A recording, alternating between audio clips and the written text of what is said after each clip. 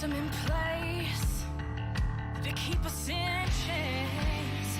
By show of hands, who else is sick and tired of the same 1%? Trying to keep us small, trying to keep us from getting out. Minimizing the struggles they've caused, saying we're not working hard enough. We really should stop this fighting. Otherwise, we'll miss the fireworks. There won't be any fireworks. And here we go. And welcome, everybody, to Suck It. I am the great and powerful King of Kings, Prince of all that is awesome, Derek. How the fuck is everybody tonight on this Tuesday, December 1st? Holy shit. We are 30 days away till the new year. This is insane to me, to be totally honest. This year, all things considering, has flown by, for me at least. And I, with everything that's happened, going through a divorce, the ups and downs of having, two different co-hosts leave the show because I demand too much out of people, and and everything else that's happened, I have a lot to thank on you guys, for bringing me where I'm at today. 2 consecutive months hitting 1 million downloads, so thank you very much for that. For September and October, and November's off to a great start too. I mean, just wrapped up the month and we're sitting at like 600,000. So thank you very much for that. You guys have just made this year absolutely amazing. And the bands and everybody else included that have been around this year has just been fucking phenomenal. So thank you very much. You guys have made my journey through all my mental health bullshit and, dealing with my bipolar and my suicide attempts and everything else in between that much easier. So thank you. But to kick off the month, last night we had some fun with Keith from the Tatnus podcast. And tonight we're going back to music. We're going to have some fun because tonight, continuing on the trend of some great fucking bands that we've had over the last month, I have another band out of New York who just released their debut album called Heaven Is Yours. It's a concept EP detailing the short story of love and death. It is actually quite fucking badass, and I definitely encourage everyone to go and fucking listen to it. And all those links are in the description of the podcast and the video on YouTube. But you don't want to hear it from me. You want to hear it from him or them, but only one of them is here. So from the band, excuse me, I cannot talk today. From the band Good Things, please welcome Cameron. What a fucking intro, man. Thank you for that. Hey, no problem, awesome. Brother. That was awesome. I had a frog in my throat. I was like sitting there trying to say good things. I couldn't even say it. I was like, how the fuck do you say that? Dude, I've been doing this fucking clearing my throat thing all day, so that's gonna be fun for the next 45 minutes. Yeah, we'll both be doing it. So maybe fantastic. Yep, dude, sounds great. Doing great. In typical punk fashion, we'll just continue just to growl into the mic, right? Yeah, there's no ethics. Has there ever been ethics in punk? I don't think so. I don't want to have this conversation.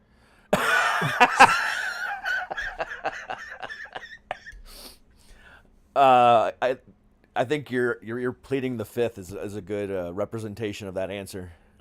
Yeah. So what's going on, man? How you doing? I'm doing good, man. Doing good. Like you said in your fucking intro, this year has kind of been a trip and a half, but and especially putting out music right now is just, the whole thing is just tilted on its side, man. Everything is different. Yeah, but at the same time, and I've talked to, like I said, countless bands about this exact same subject.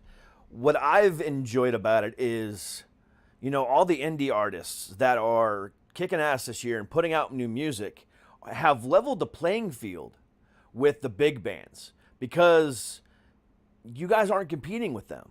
You know, if you guys drop a single on a Tuesday, you're not competing against Avenged Sevenfold or Metallica or anybody else. You're competing against other, you know, indie label guys that are trying to make it themselves. And the thing about indie music, indie rock in general, it's more of a brotherhood than once you make it to a label. Once you make it to a label, it's about making the label money, not making your friends money. So, there's been a whole camaraderie between indie bands this year, and it's been fucking fantastic. It definitely has brought people together, for one thing. Music is the one thing where it's definitely a sense of community. It's definitely a sense of like we're all in this together. Even when you can't be there physically, of course. But music knows no bounds, obviously. So No, I'm really happy with what we were able to accomplish this year, despite everything, you know? Yeah, I mean, fucking A. I mean, you're right. Music does know no bounds. And it's been a rough ride this year, I mean, in general for musicians because you can't tour and everything else like that. But again, you know, there's still stuff coming out. There's still stuff that we can depend on, you know, on a weekly basis to make it to where, you know, we're enjoying our stuff. And it's been pretty damn good. I mean, there's been countless bands that I've had on the show, you know, over the last 9 months that have just kicked ass. And it's, you know, I've, you know, become ingrained in a culture now to where, you know, I'm not just finding my music on Sirius XM Octane or Liquid Metal. Right. You know, Yeah, I'm finding it elsewhere now too, and I consider myself very lucky that I get to have this show and talk to people like you and get to be introduced to all these fucking cool bands that I would have never known about otherwise. Definitely right, man. You're definitely right. Couldn't have said it better myself. So, you know, this is your debut EP. Yep, And you did it as a concept. we did. What's the idea behind I know what the idea behind the concept is, but what was the idea behind the concept? That makes sense, yeah. Yeah, so I'll tell you the story of how I kind of how it was written, I guess, the concept wise. So the last song on the album, Heaven Is Yours, is obviously it's like the big finish, right? It's the whole fucking thing. But that was actually written first. So that whole song was written. When I say the whole song, I mean like the verses, the chorus, and like that crazy outro. That was written first, and then like that was before the band even existed. I didn't have a band at that point. I just had this song. I was sitting on it for a while, and I was like, "This is a badass song. What can I do with it?" And so I started a band with my friends, and I had that song, but I actually didn't want to use it. I thought like the band I wanted to start was that song was too much, you know, like I thought it was too much. I thought it was a little too. I wanted to be like a more of a lighthearted kind of band, not be so serious. And then I realized writing lighthearted shit's boring, and I ended up writing the rest of the album with that song leading up. Like I wrote it backwards. I wrote the whole album backwards. So Okay. that song is the end. The rest of the songs of the story were just leading up to that end. So it was kind of just how I wanted to set the scene to get to that point. Came out pretty fucking good, I think. The stuff I've listened to, I would definitely agree with you on that. Thank you, man. 100%. Hey, no, dude. Thank you for, you know, making a good album. Because, you know, one of my favorite things to listen to when it comes to albums are concept albums. Because it just makes the whole thing that much more inclusive. Because, you know, you can tell a story from A to Z, you know, from track 1 to track 10, 11, 12, or 6, or however many you're going to have on there. And, you know, it engulfs you. And then it forces you to actually listen to the whole album. I mean, Exactly.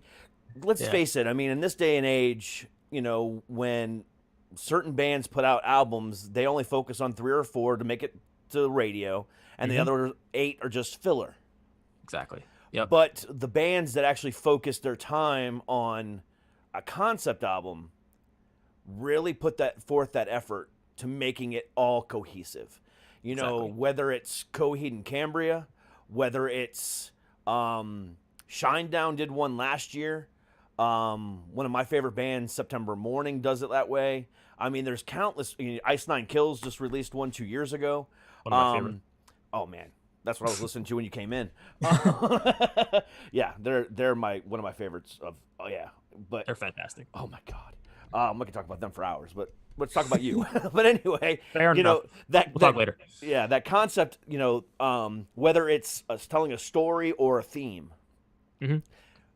again, it engulfs you and it forces you to listen to that whole thing from A to Z, and it's fantastic. And then, like with Coheed and September Morning, they also do comic books on the side as well to add into their music, which just makes it a whole other experience. But again, without even that adding in there, I cannot pick up Unheavenly Creatures from Coheed and listen to just the gutter or listen to just Unheavenly Creatures. I have to listen to from the intro, which is fucking 4 minutes long of no music, all the way to the end. And that's how I have to do it. And I have no shame in that at all. Even some of the crappier songs on that one, like Lucky Stars and stuff like that, which are but it's still It's part of the story, though. It's part of the story. Yep. Even some of your favorite movies in the world have a crappy scene, and that's okay. But what you think is crappy doesn't mean the other person does. So And it's necessary. it is. It's 100% necessary. You need to set that scene, set that tone. And you guys did that pretty damn well with this. And I think, Thank you, man. This is a hell of a way to come out, dude. You know what's funny? I think you're exactly right. First of all, thank you. I appreciate that. Like I had friends like hitting me up after the album came out, and they would be like, "Oh, like hey, like I listened to like part of the album. It was great." And I'm like, "You just insulted me to my face. Listen to the whole fucking album and then get back to me." Because like you can't pick and choose on a concept album. You can't. And like people, not everyone is versed in that way. Not everyone understands that. But like, that's why. So before we actually released Heaven Is Yours, like, this November 13th, Friday the 13th, because that was funny to me. We released 2 songs off the album. We released Awake and Teeth back in March, a while back. And trying to pick out like 1 or 2 singles to release first was really, really tough. I kind of had to like, which of these songs could stand on their own? Just as like an intro to the album, intro to the band. And I decided on those 2 only because I felt like you can't release the last song, the culmination of the entire album. It's just, I thought those were 2 that made the most sense, and they kind of were the ones that could stand out on their own, but that's still a tough decision. I can't, without the whole album being there, it's definitely, it's hard to kind of grasp the whole concept. Yeah. So I was going to actually ask you, because you had mentioned it before. So you had written that song without a band, and you had nothing other than just that song. Yep. There's been many a good band that has started out that exact same way. Yeah. Whether it was fucking the Foo Fighters, one of the greatest bands of all time, Yep. or, some recent bands like From Ashes to New. That's how they started. I think his name is Danny, the guy from Boston, just wrote the whole album and then said, "Hey, come on, guys, let's do this." And that's fucking cool to me, because that just shows the dedication behind it.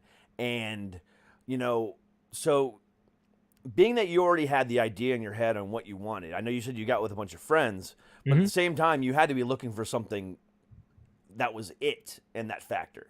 So what exactly led to you being with the guys that you're with today? So the guys I'm with today weren't, it's not the same lineup we started with, actually. Okay. So the band started, it was 4 of us. My Chris, our bassist, couldn't be here tonight, but he sends his regards. And my drummer, Eric, also couldn't be here, but he's also new. Eric is new. Chris has been here since the beginning.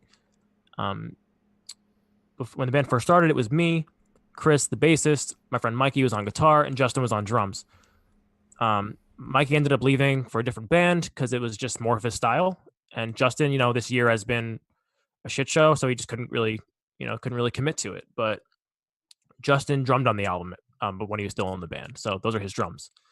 Best drummer I've ever met in my entire life. He's insane.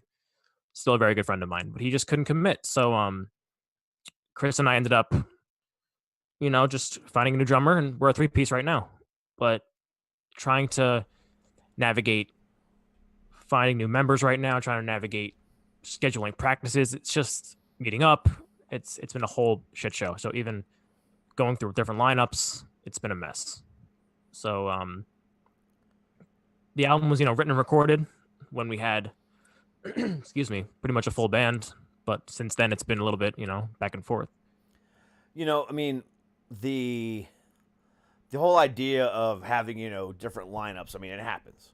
I mean, if you go to some of these bands' Wikipedia pages and look at all their fucking, former members, it's sometimes it's ridiculous.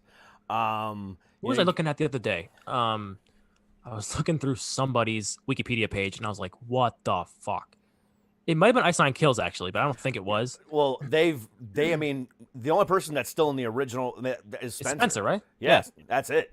I mean, every album they've had a change. And within the last 2 years, they lost 2 of their members to fucking Motionless and White. Motionless and White, exactly.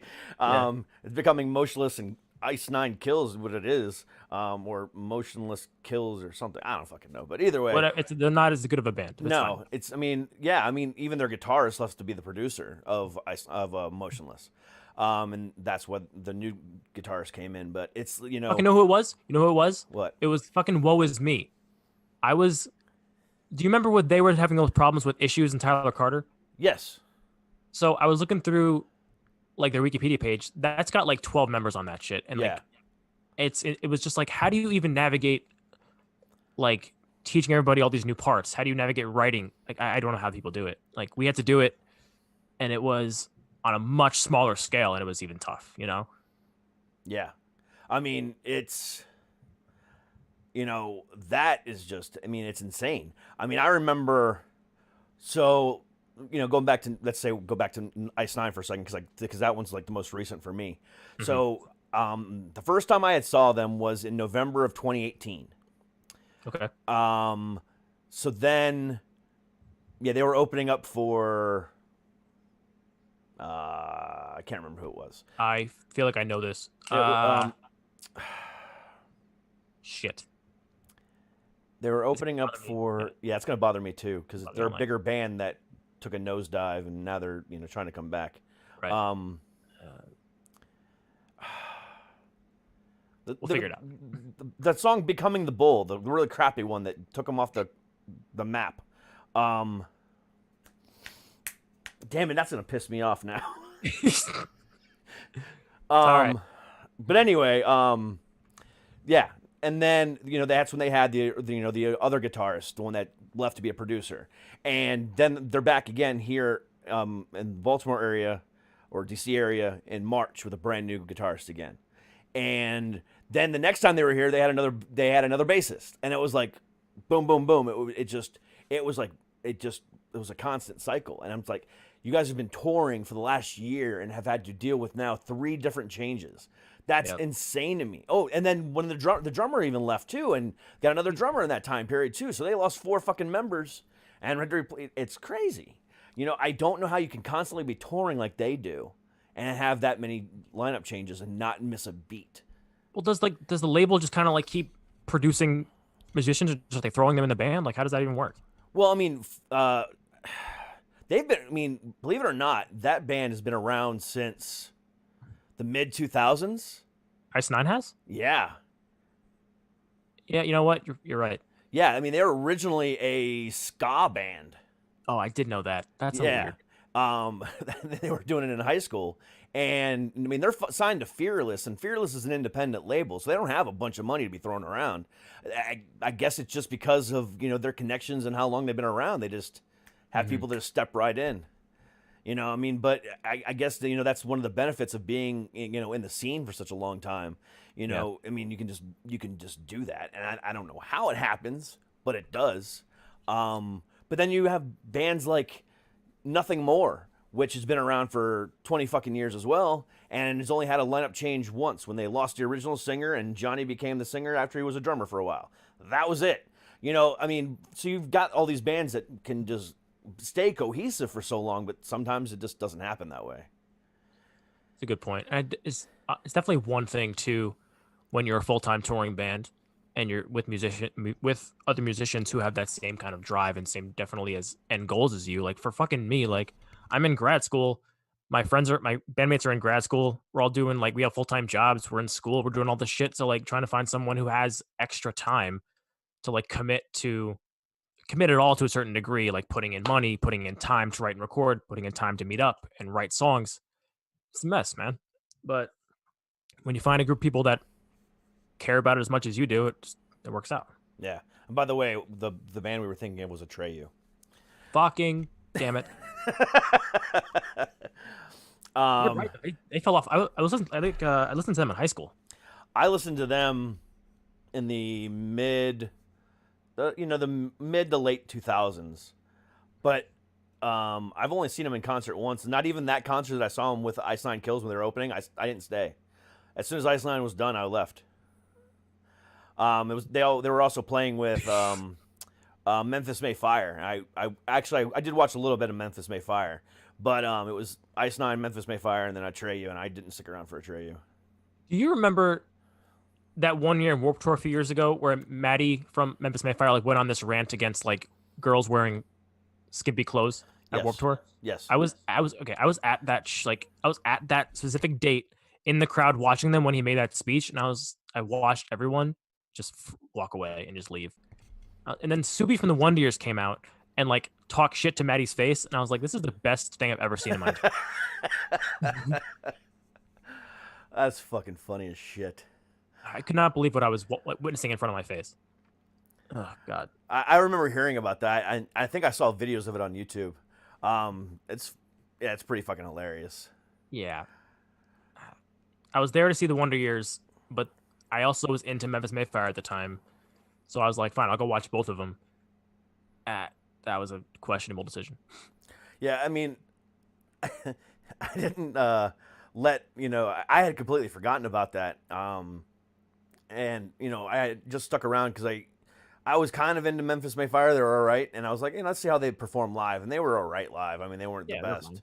Yeah. And when the opening act destroys the rest of the acts, it's hard to stick around. And Ice Nine did that night. And they did that again in March. I had went and saw them with they opened up for Falling in Reverse. And I thought they were equally as good. I mean Ronnie Radke knows how he has a stage presence that is unlike anybody else's. Now, he's also a fucking prick. I can't stand the dude, and I was waiting for you to say that. He's a fucking prick. I hate that guy so much. But like honestly, he can write a chorus. Like nobody else. He can write a fucking chorus. He can't, everything else is like, all right, whatever, but he can write a chorus. No, see, I disagree with you on that one. I think he is a musical genius. But the problem is he knows he's a musical genius, and that's the fucking problem. Falling in Reverse is a band, but yet he constantly refers to it as his music. Exactly. And, they're just his backup. But, I remember watching a Twitch stream one time, and, he was watching, react videos to Popular Monster. And they were saying this band is just so good. Their music is so good or whatever, however they put it. And he goes, well, it's really my music. The band's just there to support me. And I'm like, God damn it, Ronnie, just shut the fuck up. I'm not sure what song it is, but recently I think they put out like a new song where he's like rapping during the verses. And it's like the most garbage thing I've ever heard in my entire life. And then the chorus is like, I'll never surrender. It's like basically the whole song is about like him talking shit to the shit talkers that are talking about him. And so like, I think that's Popular Monster. Is that really what it is? Is that when he's rapping during the verses? Yeah. And it's but that song is actual. Well, wait, hold on. It might be Popular Monster. There might be another one. Like, are you triggered? Yeah, Figures. Is that part of Popular Monster? Oh no. That is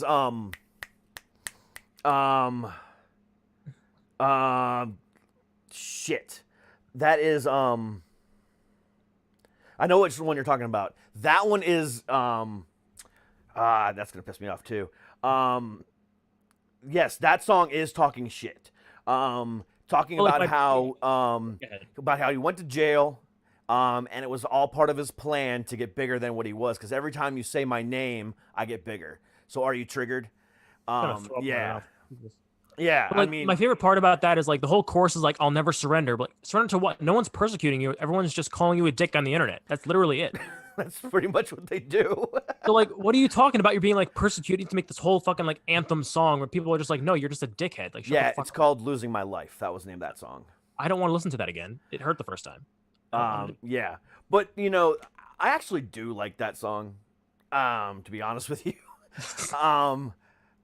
Because it talks about other things, you know, it also talks about how, you know, what his daughter's perception, you know, how he's able to talk to his daughter when he gets older about how he went to jail and, you know, all this other stuff. So it's kind of intertwined. It's talking shit to the shit talkers, and at the same time it's him, you know, talking to his daughter. All right, I'll be honest. I heard that like triggered line, heard the first line of the chorus, and I was like, "This is dumb," and I stopped listening to it. So I'll give it another chance for you. Yeah, I'll do that. if you actually go back and read the lyrics and then listen to it, and it makes more sense. All right, fair enough. But actually, the whole thing, you know, with him, you know, I hadn't really liked him up until December, and I hadn't even heard I didn't even hear that song, and I stuck around to watch him play that night, just because I've never seen him before, and I was interested. And they put on a great show. Don't get me wrong, but then Sure they did. then later on that year, in December of last year, so it's been a year now, they released Popular Monster. And that song he does rap throughout the entire song, and he sings during the chorus. But he's talking about mental health. He's talking about his suicide attempts. He's talking about, you know, all this stuff that he has going on, his PTSD, you know, all this stuff that he's got going on. And being that I'm a mental health junkie, you know, and all the stuff that I've been through, like you heard me say at the beginning of the show, that song struck a chord with me. Okay. And, you know, then I went back and I wanted to know more about him. And I realized in this case that he is a dick. And, you know, but at the same time, he's a dick for the wrong reasons, but at the same time, he's a dick for the right reasons. And the reason I say that is because he is constantly hated on. Constantly. And so he feels the need to talk shit, and that's the problem, is that he talks shit back. You know, if you just let people hate on you and then just ignore it, you know, no big deal, but he talks shit back. Right. But then that song for 30 weeks was at #1 in the rock charts. And he all year long, he was like, oh yeah, who sucks now? Who needs to leave the business riding now? that, yeah. Yeah. But I mean, that song really touched me in such a fucking way that, I mean, very few songs have ever broken me like that. You know, that one did it for me last year. And then 2 years ago, the song that did it for me was the song by Bad Flower. You've heard Bad Flower? Not familiar. They did a song called Ghost, and it was a song about suicide. I'll check that out too. About how the lead singer almost committed, his name is Josh, he almost committed suicide a couple times, and it's a very, very good song. Then, you know, other than that, you know, nothing more with the song, you know, that they released back in, was it 2011, 2012, about his sister Jenna, or Jenny, you know, the name of the song. That one was another one that touched me like that. And then, I mean, there's been very few that really kind of make, and then Avenged Sevenfold, So Far Away. Yeah, of course. Those like songs those are the ones that have touched me mentally, you know, and So Far Away isn't really so much of a mental health song as a goodbye song. It's a grieving song, yeah. It's a grieving song, but at the same time, you know, you can use the words and use the things and apply them to your own life. Apply it to different situations. Correct. And, you know, every time I hear that, all I can hear in my head is my now soon to be ex-wife and my kids singing that song to me. And it's like, I don't ever want them to sing that song to me. Right. So yeah, that's how that song reads for me. And that's the one thing I love about music, is that it just does something. And I cannot even to this day describe it. You know, when I was, you know, 4 or 5 years old listening to Michael Jackson's Thriller for the first time, you know, I just got sucked in, you know, and then, you know, a few years later hearing Purple Rain for the first time, got sucked in some more. And then the next thing I know, I'm listening to And Justice for All, and I'm like, fucking A, this is what music's supposed to be. Yeah. And, you know, I mean, I was 7 years old when And Justice for All came out, but I was fucking rocking it hard. My dad, you know, my dad was rocking it hard, and I was like, hell yeah. And,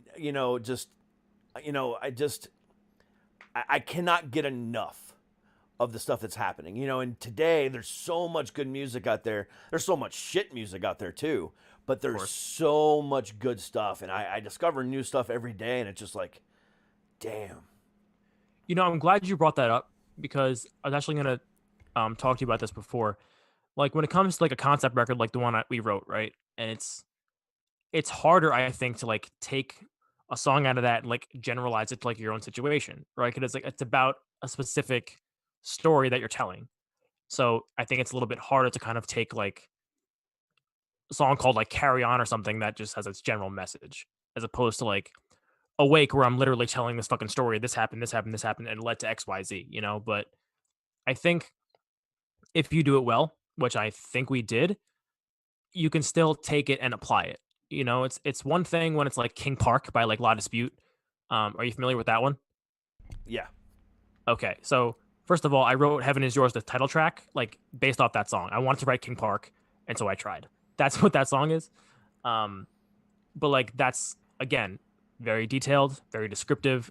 The story tells in your head. It plays an image in your head, and that's what it does. It's harder to generalize those things to your own life. But I still think if you do it well, you can. Yeah, it definitely. I mean, it's easy if you're really focusing on that to try to put if you really love a song, you'll find a way to make it matter absolutely. in your life. And it might not tell the exact same story as what happened in your life, but it'll still have that meaning. As long as the end result is pretty much the same, it's going to touch you.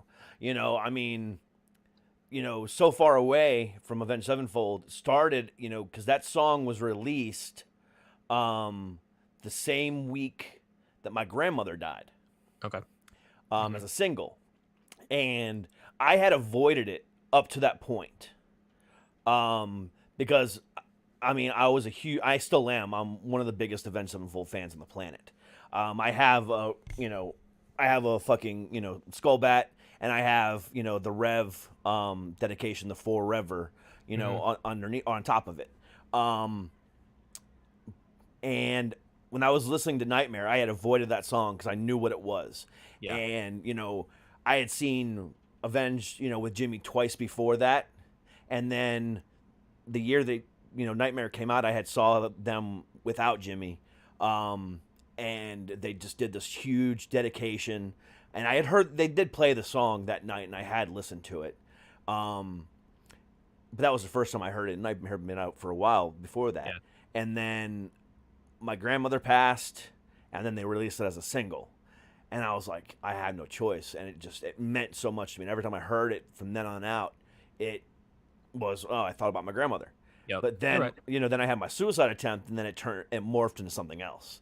Exactly. And now it's like, fuck, now I get all types of emotional every time I hear it. So I'll be like, driving in the car, and my Amazon playlist will be just going off, and I'll hear dun dun dun dun. I'm like, nope, skip. I can't cry on the highway. No, can't cry on the highway. Fuck. Give me the next song, quick.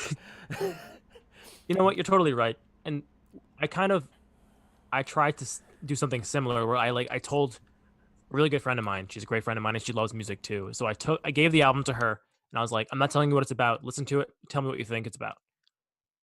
And she was close, but like she missed a lot of like what it's actually about, but it was her interpretation of it. And that's, I think, more valuable than what it actually means. I think if you get the actual literal meaning, you have to know me personally. I have to tell you about it, but I'm not going to talk to everyone that listens to the album, So it's whatever you take from it. And I think that's more important than anything else. Yeah. I mean, again, it's cathartic for you to write it the way you want. But at the same time, I mean, the fans are going to, interpret it their own way. And it's going to be interpreted 20 different ways in the first 20 different listens. Right. But that's what you want. Exactly. I mean, because otherwise, I mean, if they're constantly questioning, I wonder what this means, and then they're going to eventually get bored with it if you're not answering the question, and then they're just be like, fuck it, I'm done. But at the same time, if they can really kind of, gravitate toward it because it relates to something that happened to them in some which way, shape, or form, then it's, it's golden at that point. You're right. And again, there's you know, when you're writing music just for the sake of writing music, you know, that doesn't happen. And you know, the biggest example I can use that of them is, you know, of that happening is Bullet, Bullet for My Valentine. You know, their last album had one good song on it, and that was now I can't even. Dude, I haven't listened Don't to Need them You. since, Don't Need You. I haven't listened to them since like the Year Betrayal days. Yeah, but their last album, they had one good song on it. Was "Don't Need You" was the name of that song, which was fantastic. It was a great song, but the rest of the album was like, you know. I mean, and you know, Your Betrayal was great. You know, all those songs that they had up to that point, you know, were fantastic. And then something happened. I mean, I don't know what it was. I don't know if Matt got bored. You know, I don't know if their drummer, excuse me, they lost their drummer and they lost their bassist. You know, if that happened affected them in some which way or form, but at the same time, I mean, their lead guitarist Padge was probably one of the greatest guitarists out there. I mean, if you go back to listen to, I think it was on either Your Betrayal or Scream Aim Fire, it was a song called Alone. Scream Aim Fire. Yeah. That solo. I think. Well, regardless, that solo that Padge does in that fucking song, I mean, it's like second to none. I mean, it's so fucking epic. And the chorus that he writes, you know, in that song is just fucking great. And then you can just hear the decline, and it really, really sucks. But then, you know, you have, you know, a band that's been around the same time, like Avenged Sevenfold. You know, they, you know, with Aaron Ilje or whatever his fucking name was, he wasn't the greatest fucking drummer in the world, but they did the best they could with, you know, Hail to the King. Right. And then they got rid of him and they brought in Brooks. And even though the stage wasn't that, you know, welcomed and it wasn't that big of an acclaimed record, it was a badass fucking record. And you could hear that they were back. So, I mean, it's weird how things take a turn, and what you can once consider great, you're kind of sitting there going, what the fuck? You know, what is going on? I mean, sometimes you can justify it in your own head, like with Metallica during the Load and Reload days. You know, they were just trying to fit in with the whole alternative, you know, grunge, you know, whatever was going on in the 90s. I get it. And then they were like, fuck this. And they started with Damage Incorporated, which was okay. And then it evolved in what it is today. But, you know, you can tell. But if you can't justify it in your own, you know, way, you know, regardless of whether it's a good song, a bad song, or you're just relating to that song, it just takes it out of you. You know, I think the band that did this the best recently is, I think, Bring Me the Horizon. So they went from deathcore Pray for Plagues back in what, like mid 2000s? Mid 2000s, yeah. All the way up to they did There Is a Hell. Kind of like a little bit not as heavy, but like still heavy. Then they went to Sempiternal, right? Yeah. Which was kind of like that. That was their breakout record for them. You know, that was like they kind of that good balance.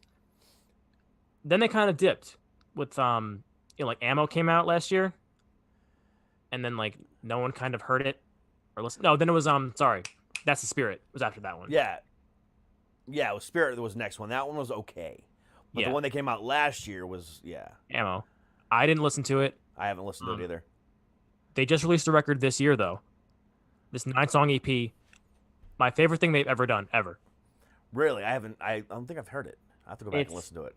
You need to listen to it. You know, Doom, Mick Gordon? Yeah. He produced it. Okay. And it's one of the, so I'm putting together like a top 10 list of albums that came out this year. I don't know what 2 through 10 is. I know what 1 is, and it's that one. Really? Absolutely. I'm trying to think of a top 10 for me for this year. Oh, I got another one, right? Shit. Sea Haven came out with a new one recently. Okay.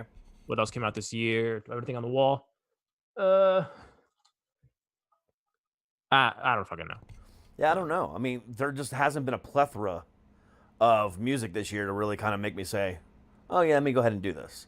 Well, because bands, they can't capitalize it by touring. So No, it's exactly. I mean, and what I've noticed too is a lot of bands have put out, their live albums this year too.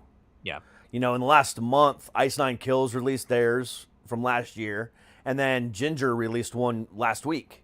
Fucking Ginger, man. Oh my god, that chick Tatiana, man, has probably one of the best set of vocals in the entire rock genre.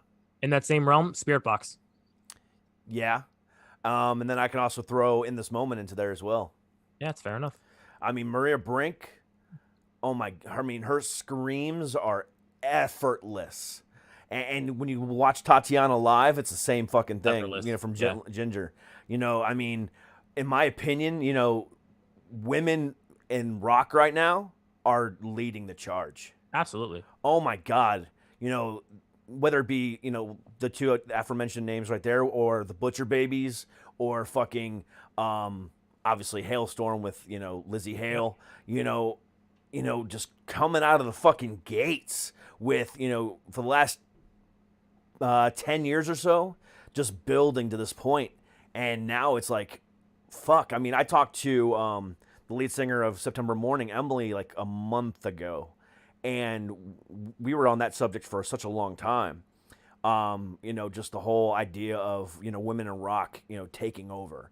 Mm-hmm. And, she was, really, really honored to be a part of it. A small part of it, because September Morning is not a huge band right now, but they're gonna be. I can't get enough of it. I mean, I can listen to Ginger all fucking day. And that live album they put out, I think it was from Melbourne, Australia, just fucking rocks so fucking hard. It's so damn good. But yeah, I mean, for anyone that's listening, I've talked about Tatiana before, but go listen to fucking Ginger. Yeah, definitely. Yeah, and In This Moment just released some new stuff too, and holy shit, it's so fucking good. That one, that's another band that took a dip for a little bit too. Yep. Like with was it Sex Metal Barbie? That one was, eh. The only good song that on that album that I remember was, because not even Sex Metal Barbie, the lead track was good. They did a song with Rob Halford called oh wow, yeah, Black Wedding, something like that. Something like that. Yeah, it was, yeah, it was Black Wedding, Dark Wedding, or something like that. It was a takeoff of White Wedding, but not the same. But it was a good fucking song. And anything that Rob Halford touches is fucking gold. That guy's a fucking rock god. Mm-hmm. But yeah, I mean, but then they came back out, and now they got this new album coming out, and it's just fucking sick. But yeah, as far as whether it's women or whether it's men, doesn't really matter. The last few years for this genre, and I don't mean all the different 510,000 fucking subgenres of rock that there is. Yeah. It's fucking rock. I mean, rock, metal, it's all the fucking same thing. It's fucking rock. It's really had a hardcore resurgence. I agree. And it's really starting. Now, will it ever get back to its glory days from the 80s or early 90s? Probably not. At least not here in America. Now, if you go overseas, it's never lost fucking charge. If you go to Japan, dude. Japan, Sweden, Germany, they are fucking metal fucking, everyone, God. One of my favorite bands of all time is Crystal Lake out of Tokyo. Yeah, they're fucking badass too. Dude, I cannot believe a band could sound like that. That was the first time I've heard a band sound like that, Yeah. And I've been hooked since I first heard I came to the game late. First song I heard by them was Aeon or Eon. Yeah.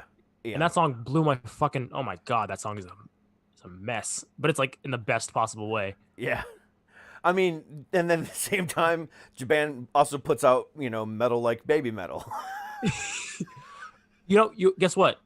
On the new Bring Me the Horizon album, Baby Metal's featured. Are they? Yeah. I'll have to listen to it now. Listen to Kingslayer. I swear to God, it's going to blow you away. Okay. And if it doesn't, you can call me and then we'll talk about it and I'll tell you you're wrong. But it's fine. Anyone listening, listen to that album, please. If you do like one more thing this year, you need to do that. Listen to the new Bring Me the Horizon. Got it. Well, first listen to my record and then do that. Yeah. Yeah. Which, again, by the way, links are in the description. I gotta plug it. Come on, man. Gotta plug the shit out of it. You know, but again, I mean, going back to it, you know, rock metal have definitely had a resurgence here. You know, if you look at the last 15 years, let's just say, we've had bands, you know, I mean, not within the last 15 years, but like Sepultura's from Brazil. You know, then you got like El Nino from Mexico. Then, you know, I don't know if you've ever heard of them, but a band called Puya. They're from Puerto Rico. Then, you know, then fucking Volbeat from Denmark, or the Netherlands. And, you know, they're just coming out of the woodwork and they're all gravitating here to, you know, to try to bring something back. Or, you know, it's fascinating to watch. Because, you know, especially, you know, being a self-proclaimed, you know, rock historian like I am, you know, to see what it has become across the pond. You know, I'll go and watch, you know, videos on YouTube or, you know, anywhere else of like you know, like Download Fest, or which is in England every year, and then in Germany they hold one called Rock am Ring. You know, and these fucking things hold 150,000 fucking people, and they sell out. Yep. But, you know, then we have festivals like what used to be called Rock on the Range. Now it's Sonic Temple, maybe 30,000, 40,000 people. That's what they changed it to? Because I was familiar with Rock on the Range. Yeah, now it's called Sonic Temple. Why? I don't understand. I don't know. Called Danny Wimmer Presents. I don't know why they changed it. They also changed the name of Carolina Rebellion too. I can't remember what they changed the name of that one too. Okay. You know, and then you got Rocklahoma, and then you've got, you know, Houston Open Air and Chicago Open Air, and then you've got Aftershock in California. I mean, you've got all these festivals, but you know, none of them compare to the ones they have across the pond. You know, 150,000 people show up to these fucking things and we'll be there for days on end. But no, you know, we'll pick and choose which days we want to go to, and, you know, might be 30,000 people there on the best day, you know, and it's like, damn. But at the same time, you're seeing more and more of these, you know, you're seeing it grow every year. Especially now that, you know, Metallica's headlining some of these fucking places. And now My Chem has come out of the fucking retirement to come back. You know, it's glorious. Under Oath? Did they come back? I don't think they ever left. I thought they left and then came back like a little bit. They released an album, was it 3 years ago now? I keep like coming up with things in my head, but I can't get the final thought. It's like I'm reaching for it and I have no fucking idea what that album was called or what the last one they released was. Shit. I don't know. Let me see. I can see the album art in my head. Under Oath. Yeah. The name of the last album. So they came out with one in 2018. Knox was only 2 years ago, called Erase Me. That's what it was. Yeah. So they did take a break from 2010 to 2018. Okay, I mean that's decent. That's a comeback, I guess. Yeah, I guess it is. Yeah, but you know, My Chem was a little bit before. Well, then. Yeah, that's more. They were more dramatic about it, and they were. They were more dramatic about it. I think most of the, you know, the pop punk bands from the early 2000s that make a comeback now are gonna make that kind of, you know, statement, because just that's what they are. Call them pop punk, call them emo, whatever you want to fucking call them. You know, they're called that for a reason, which is why I was never really a fan of that genre at all. You know, I went through my phases. You know, I was I was a scene, like Asking Alexandria fucking attack kid in like middle high school. And then I was like, wait, this is kind of bad. So I transitioned to like pop punk as hell in college. And then I kind of came out of that, and now I'm into like, I can't even tell you like what I like now because it just varies, and it's like everything. But yeah, I mean, I'm very variable. I mean, within the rock genre. Of course, and within the punk genre for me. Yeah. See, I mean, for me, it's I very rarely venture out to other genres unless they're coming on my show. Then I do have to listen to them, and I do have to do. I mean, I don't do research on bands or people that I've never heard of. I just listen to a song or two. In your case, I did listen to the whole album. Thank you. Just because I was like stoked, I was like, "Holy shit, it's a fucking concept album." Nice. So, but when I do listen to R&B artists or stuff like that that come on my show, I've been pleasantly surprised, especially in these recent times, because a lot of them are incorporating everything into their songs. They're not just R&B artists. They're not just rap artists. They're not just country artists. I interviewed this guy. He's been on my show twice now. I even had him come on perform, and he's a country artist. And he's just a badass fucking dude. I love talking to him, and his music's fucking great. For being country, it's fucking great. But because his roots are in metal. He was in a metal band in high school. So you can definitely hear some rock, inspiration in some of his songs. And his name is Josh Gallagher. He was he was a runner-up to The Voice in 2016 or 2017 or something like that. Yeah, okay. He was a badass. But and I've kind of stepped out a little bit this year for that reason, because I don't want to be that guy. Like, who the fuck are you and what do you play? I don't want to be that guy. Yeah. And I never will be that guy. But at the same time, I don't venture out too often other than that.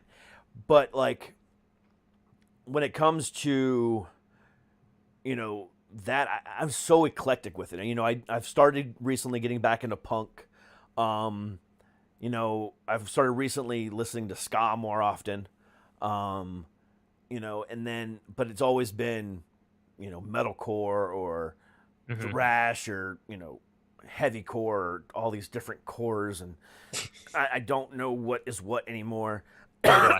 It's just fucking metal. Can we just say it's just fucking metal? Do we have to have a classification of it? Can we just have rock, metal, and then death metal? I think that's all we need. I think you're right. No, we can go ahead and throw punk in there too. We'll throw punk in, but then because punk, I think the subgenres of punk are way less important or obvious. I think pop punk is obvious. Yes. I think that everything else is a little bit, because there's hardcore, right? Which is like, I had a hardcore band in college, and like I don't know if I would call that punk. Hardcore, like I think of bands like Defeater, or I think of bands like fucking like Minor Threat. You go back to those days, but yeah, that's Flag. like that's that's like hardcore punk. But then there's also like hardcore bands that aren't metalcore, so it's like, yeah, I don't know. But then you look at some of those hardcore, punk rock like Black Flag, and then you look at Henry Rollins today, and you're like, what has happened to you? Age is a funny thing.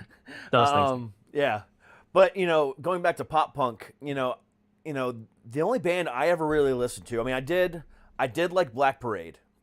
Yep. Mm-hmm. That one did pleasantly surprise me. Yeah. But in recent years, I've kind of started liking Fall Out Boy. Oh yeah, they're great.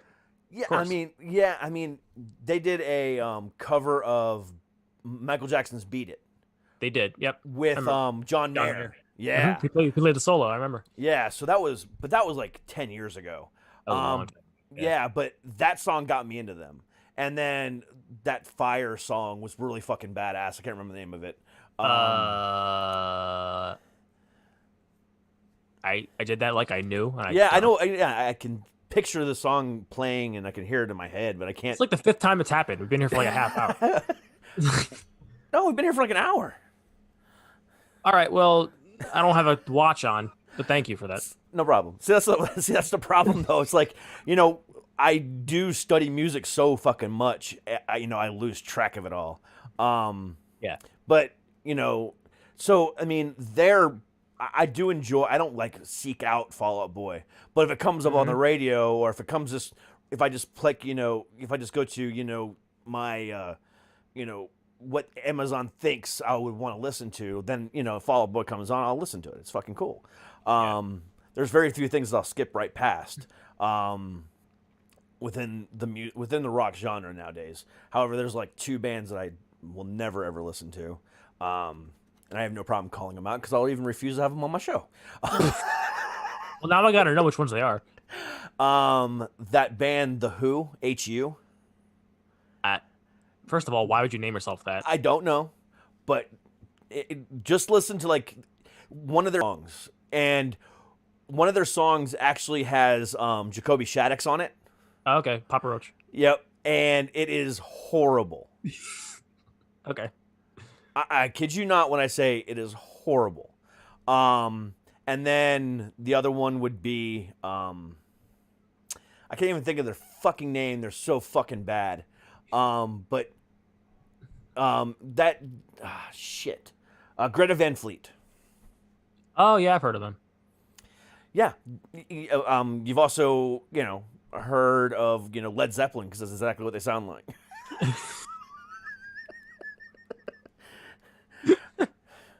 And it's not even like, his song, the way the lead singer sings reminds me of, of Led Zeppelin, or reminds me of Rush. No. They're just straight up copying. They're just copying it. Yeah. Because, you could say the same thing about, fucking Claudio Sanchez of fucking, of Coheed and Cambria. But that's just how he sounds. But the rest of them don't sound like that at all. There is something to be said for like music is subjective, but it's hard to like be like objective when it comes to. Sometimes you just hear something, you're like, I don't see how anyone could like this. That song we were talking about, the Fire song, is My Songs Know What You Did in the Dark. That song sucks. No, it doesn't. That's the Fall Out Boy song we were talking about. I know. Like, okay, first of all, we're gonna have an argument because. Okay. So, all right. So Bring it on. Fall Out Boy was okay. There's eras of Fall Out Boy, right? Yes. And so they went from Dead on Arrival, which is back in like around that time of like mid 2000s, pre Ashley Simpson. Yes. all the way up to Folie à Deux, which was 20. Fuck. It was a decent amount of years ago. It was 29 or 2010. Something like that, around that time. Yeah. Then that was like their roots. Like they were playing instruments, and then they kind of went to everything after that was like I could not get into it. I really couldn't. Again, I mean, I'm not like the biggest Fall Out Boy fan, but I like that song. I'm not saying like I hear like one song now. It's like that's not a bad song, but like I'm stuck in the bias of like I know what Fall Out Boy was. Like if I had no prior knowledge of them and I heard that song, I'd be like, it's a cool song. But I'm stuck in that mindset. Yeah. I think a lot of bands have that. It kind of fall into that trap where it's like you have this diehard fan base for what you used to sound like, and you try to change it up a little bit, and you maybe have new fans, but your old fans are kind of disappointed. Oh, absolutely. I mean, look at what Slayer did in the early 2000s. They came out with a new metal album, and their old fucking fans got fucking pissed. Yeah. And they didn't even do that good of a job with new metal to begin with. Sorry for all the Slayer fans. But to be honest with you, I've never been a Slayer fan, so neither have I can't. I'm not going to shit on them. They are one of the the metal most the influential bands. Yeah, absolutely. I mean, they're in the top 3. I mean, it's excuse me. What are they calling it? The what are they called? They call them the 4 whatever. It's 4 horsemen of the pretty much. I mean, it's fucking Metallica, Megadeth, Anthrax, and Pantera. No, it was Slayer. That was the sorry, the big 4. That's what they were calling them. But that's how they toured it. But no, I would definitely throw Pantera in there. As far as like them, as far as that genre goes. But Megadeth, Metallica, Anthrax, and Slayer toured on like the big 4 tour, like was it like 2014, 2015, something like that. And it was pretty badass because Dave Mustaine actually came out and played with Metallica during their set. So, you know, that just shows that they squashed their shit, which was really cool. Good for them. Well, Speaking of squashing, want to hear something cool? Yes. So, obviously, you know, Amy Lee. Yes. Of Evanescence. Yes. Right. So, on Bring Me the Horizon's last album, Ammo, they like ripped off an Evanescence song, like not on purpose, but like, you know, shit happens. So like Evanescence like sued them, and like, you know, they kind of just gave it up, and they were like, yeah, my bad. And now when they did that, Amy Lee was like, actually, I'm a big fan of your band. Can I be on a song? So on this new album, Amy Lee sings on a song. Really? Yeah. That doesn't surprise me because Amy Lee's a badass.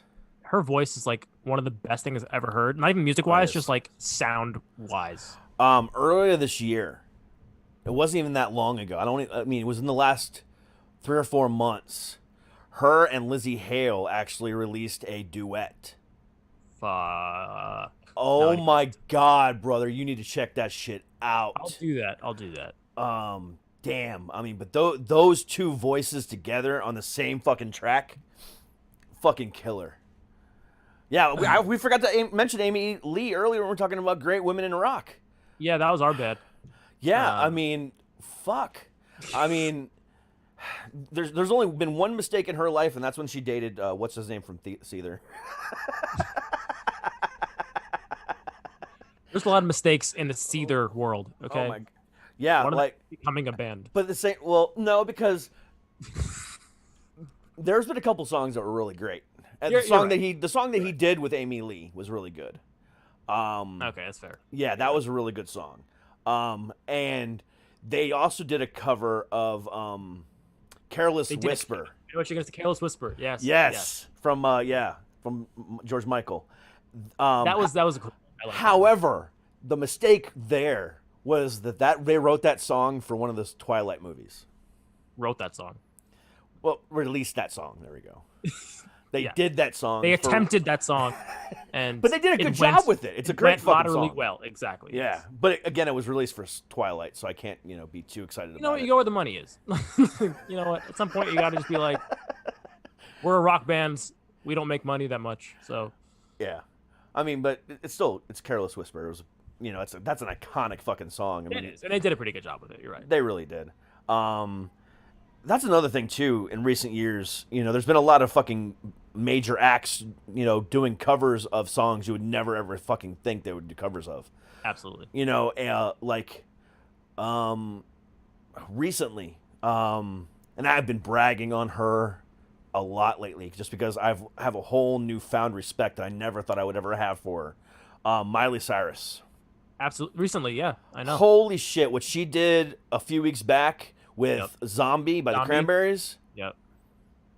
Oh my God. And then to find out that she's actually in the process right now of doing a Metallica covers album. Her voice was made for rock and roll, dude. It really was. Fucking Disney Channel, like, brainwashes everybody. And, like, yeah, I mean, but the thing about it is the new album that she's got coming out, I heard, is very, very rock-esque. Kind of like Joan Jett, from what I understand. We didn't mention her either. Jesus Christ. Yeah, no, we didn't. God damn it. But yeah, it's very, very Joan Jett 80s, rock, female rock, and then she's got the Metallica covers album coming out next year. So I'm really, really curious to see if she makes that full jump over, because I think she will be accepted with open fucking arms. I think she will too. I agree. Yeah, I mean, the rock community does not discriminate often. If they are allowing right now, and I feel like I know what you're gonna say. But I want you to say it, and I want to confirm that I'm right. MGK. Yes, thank you. If our community is allowing MGK, I like the album. So do I, and that's what pisses me off. I like the album a lot, actually. Fucking A. I did not want to like this album. But Machine Gun Kelly did a fucking pretty damn good job with his version of pop punk. I really did a good job. You know what my favorite part about the album, though, is it's the features. Yeah. It is. I love Halsey, and like I never heard her sing like that, and I was blown away. Yeah. That "Forget Me Too" song. I want her to make a rock album. I really do. I think she would be a badass too. Because she is a big fan of a lot of bands I like. She's a big fan of the Wonder Years, Story So Far. Big fan of like those are the big two that she was into. Neck Deep, I think. Yeah. Who I don't really like, but my favorite band of all time is the Wonder Years, and I have like 3 albums of theirs on my wall somewhere. Yeah, mine, I'm Avenged Sevenfold all the way. That's fair. But you know, same thing with like Post Malone. I love his last album. I love his album. When you fucking have Ozzy Osbourne sing on a song with you, you know goddamn well you're welcomed into the fucking community. I mean, that last album actually got play on Sirius XM Octane. I know. You know, because him and Jose Mangan, the fucking metal god, are actually really fucking close friends. So I'm waiting for Posty to be like, fuck it, I'm doing a metal album. And again, that'll be another guy that'll be welcomed into this fucking community. Because everyone knows that his roots are in metal and he's only doing rap because of the money. Yeah. But even now, he's slowly incorporating his stuff, and he's gonna eventually gonna break out, and it's gonna be fucking sick. But you know what? I love the mesh. I really do. Because I'm not like a big hip hop fan, but also like I love like emo hip hop, which is like a weird subgenre. But like even when like MGK did it pretty well, where like you incorporate kind of like hip hop into like punk music, I fucking love that. I love it a lot. So do I. 'Cause I'm a big fan of Body Count. Body Count's good. And for those of you listening going, who the fuck is Body Count? That's actually Ice-T's band. Yes, Ice-T, the guy from Law & Order SVU, has a metal band. Actually, it's more like metal. It's actually more like punk metal. Especially if you go back to the 90s with like Cop Killer and stuff like that. That was definitely punk. But yeah, I mean, same thing there. I mean, Ice-T is a fucking huge metalhead. You know, and he's one of the gods of gangster rap. You know, you'd be surprised, and that's what really pisses me off about, you know, our community is, you know, or other communities. Like, gatekeeping, you mean? Yeah, I guess. Is the gatekeeping for, you know, no, I don't even want to say that, but like fans of other genres. You know, fans of pop and rock, I mean, pop and, you know, rap and R&B and other stuff like that. If they actually go back and listen to some of the interviews with some of their favorite artists, they'll find out that they're huge fucking metalheads or huge fucking rock files. And that's all they fucking listen to, but they do this because they enjoy singing it, but they enjoy listening to other stuff. But those same fans that enjoy listening to them won't give a time of day to the same bands that they even listen to. You're right. And that pisses me off. It's like, you know, but it goes the same way with us. You know, if we listen to a interview with Korn, for instance, you know, Jonathan Davis and Fieldy, all they listen to is fucking rap. Yeah.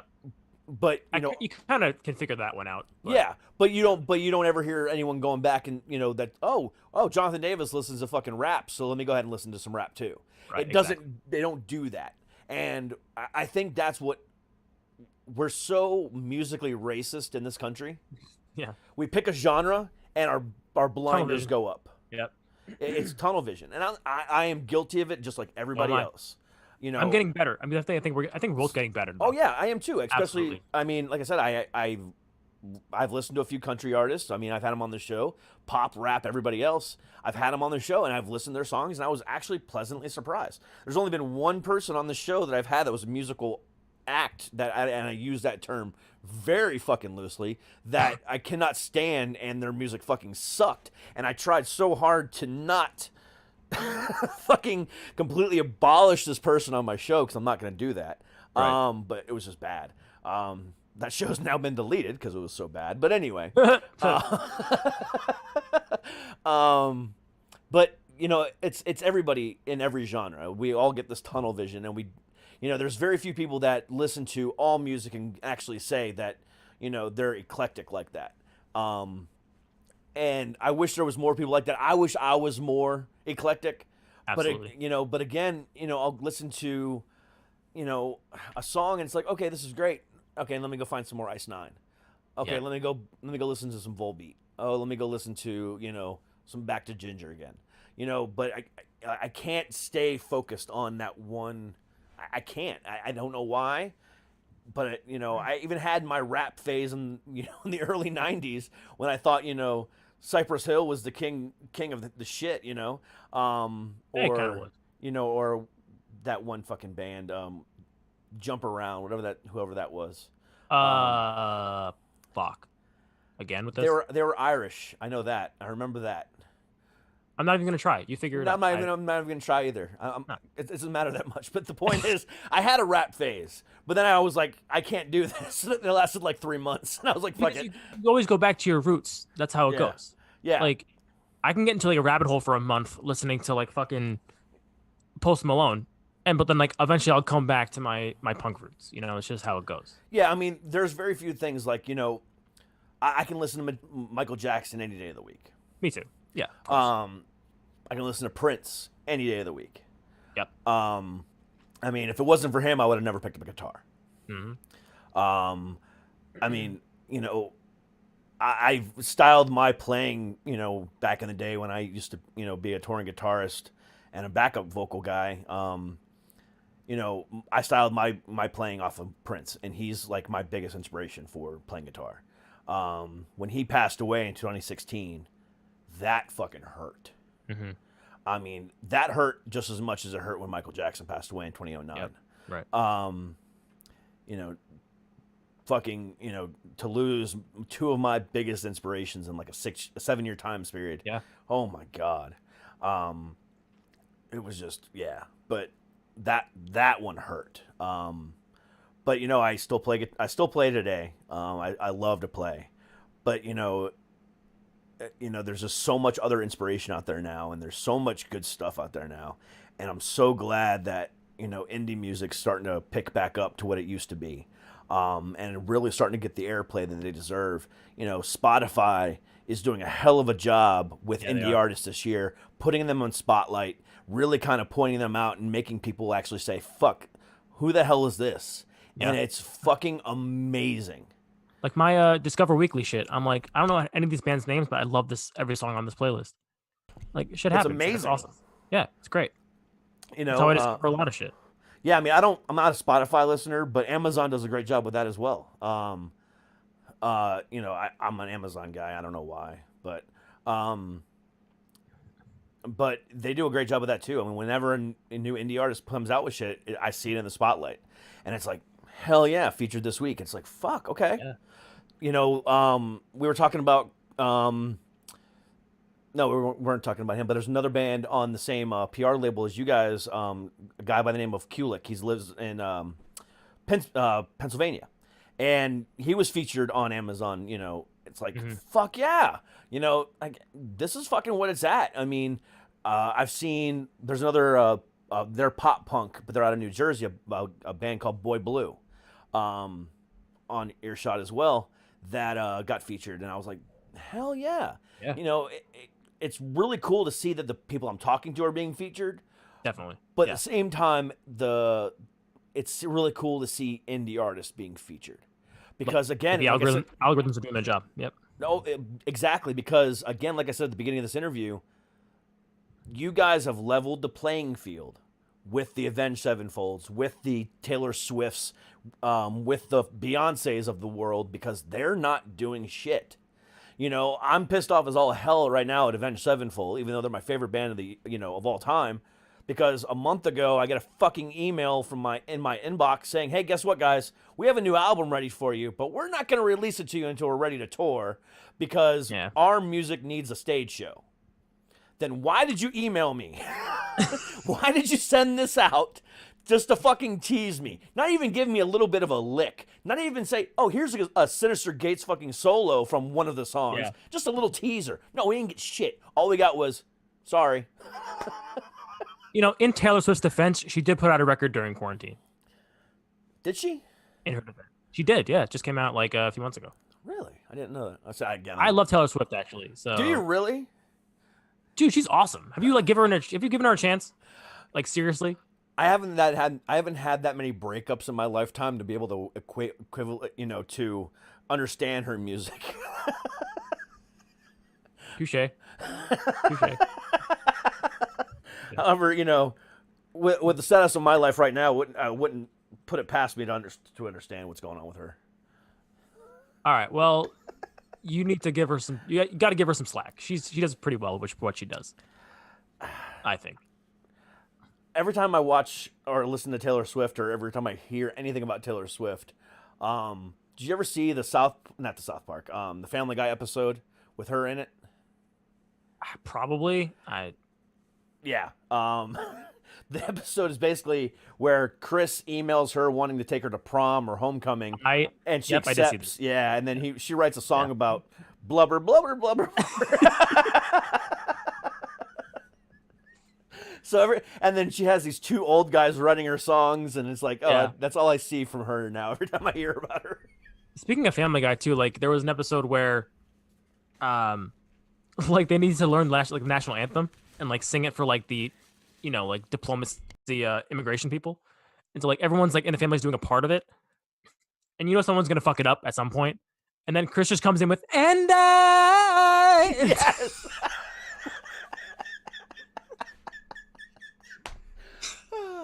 Fucking love that show so goddamn much. I fucking love that song. And I Will Always Love You by Whitney Houston. Yeah, what's wrong with that?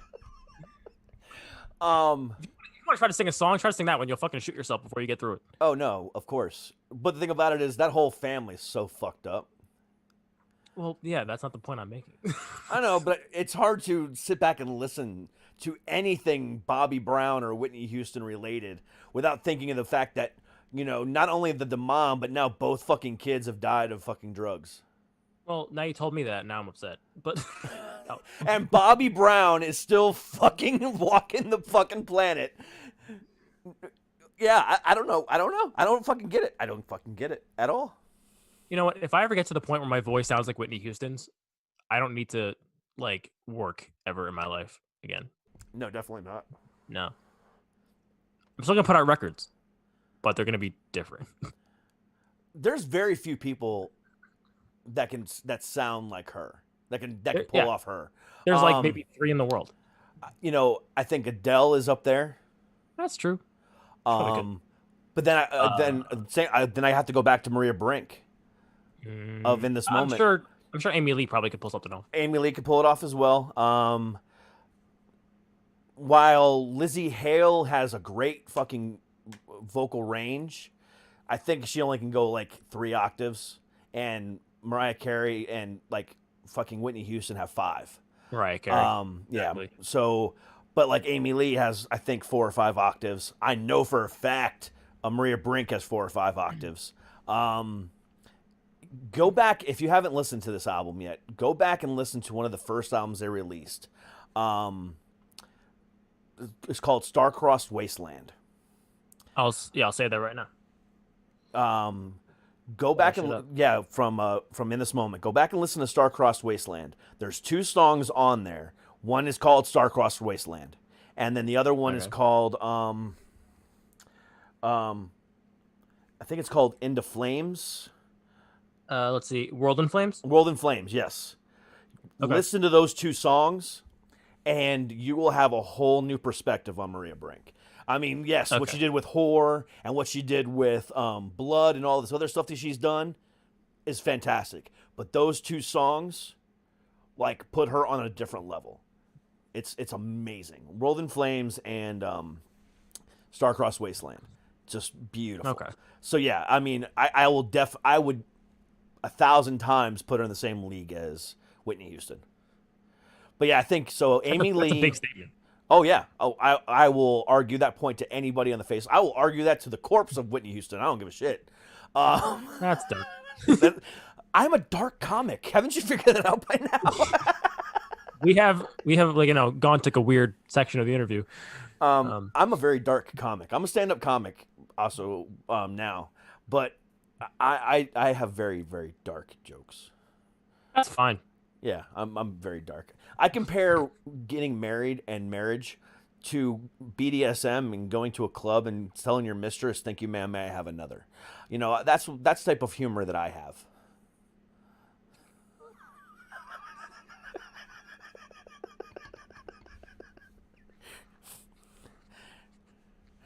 Yeah. What happened?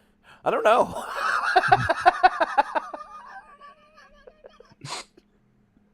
All right. But yeah. So anyway, that's. I think that's our time. What were we talking about? I don't even fucking know. We're talking about great singers like Whitney Houston. Right. So I, in my opinion, I would say Mariah Carey, Adele, Amy Lee, and Maria Brink are on that same level. That, you know what? I would agree with you on all of those. Now there might be somebody else I'm missing. I mean, Yeah. but off the top of my head, because to be honest with you, I love Adele. Me too. Yeah. Oh my god! Okay. I mean, back in the day when I used to work at, I used to be a store manager for Walmart, and her songs are very Walmart friendly. And Yes, they are. there was like 4 or 5 songs of hers on the Walmart, soundtrack that would just constantly be on loop. And I'm like, damn, this fucking chick is badass. Yeah. So I love Adele. Don't get me wrong there. And Mariah Carey used to be cool. I still jam out to her Christmas song every year. Everyone does. Every year. Everyone does. But It's so good. She used to be cool, and then she met Old Dirty Bastard, and then she just kind of took a turn. Is that Nick Cannon? No. Literally Old Dirty Bastard. From Wu-Tang Clan. Oh. Yeah, ODB. Yeah. He's passed away now, but yeah, then she married Nick Cannon, and things just took a turn for the worse. I don't even know what the hell she's doing anymore. But Whatever. yeah, I think marrying Nick Cannon was the best thing that ever happened to Nick Cannon. Yeah. So many people have used that as ammunition for jokes on him. It's ridiculous. Like, I'll sit back, and I do have a guilty pleasure television show and watching The Masked Singer. Yo, T-Pain is in. T-Pain, I was not expecting that. I was blown away. I had no idea who the fuck that was. I was literally blown away with T-Pain in season 1. T-Pain has an amazing voice. I didn't know that. I honestly had no fucking clue. He just disguised it his entire career because he had to. Yeah, but yeah, I had a newfound respect for T-Pain after that first season of Masked Singer. Mm-hmm. But then, yeah, so I mean, but yeah, they're constantly ragging on him for the Mariah Carey shit on that show, and I just find it funny as hell. And then back when he was on America's Got Talent, all the comics would make jokes too. Yeah. Yeah. So again, that's the best thing that ever happened to Nick Cannon, was marrying Mariah Carey. But anyway, Cameron, dude, you're a fucking badass. And we talked music literally for an hour and a half. And this is why I do this show. I fucking love just chatting about music, and, My favorite thing to do, man. My favorite thing to do. It really fucking is. And like I said, I could do this for hours upon hours upon hours. And I just literally love talking music. And, I'm so glad over the last, month and a half that I've been working with Mike at Earshot Media. Shout out to him. That I've had an opportunity. Huh? Shout out, Mike. That's right. Shout out, Mike. To have the opportunity to talk to all these great fucking bands, that I've come up with. It's just been phenomenal.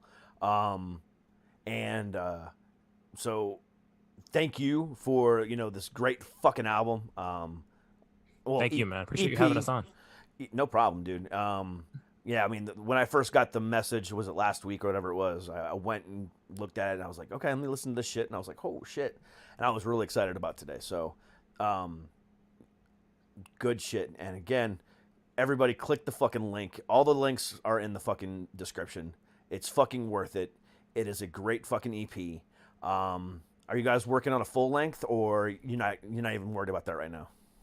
So right now we're doing a Menzinger's cover, actually, for a compilation charity album. That's the next thing we're going to do.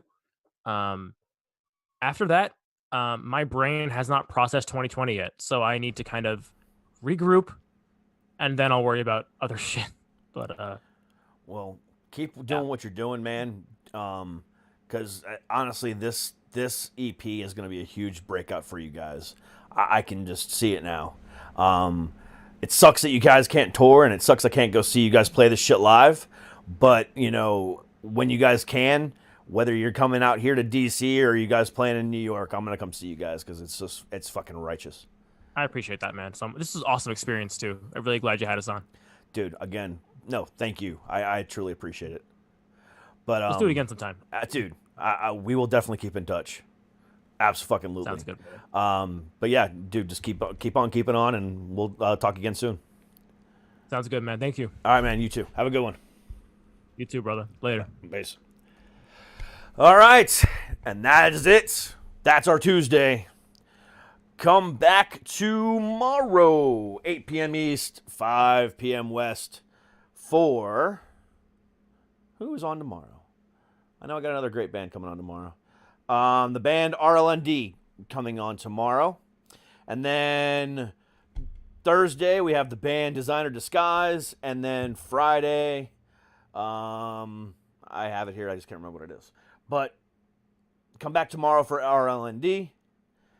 8 p.m. East, 5 p.m. West. And we'll continue to shit tomorrow. But until then, stay happy, stay healthy, and as always, stay fucking heavy. We'll see you guys tomorrow.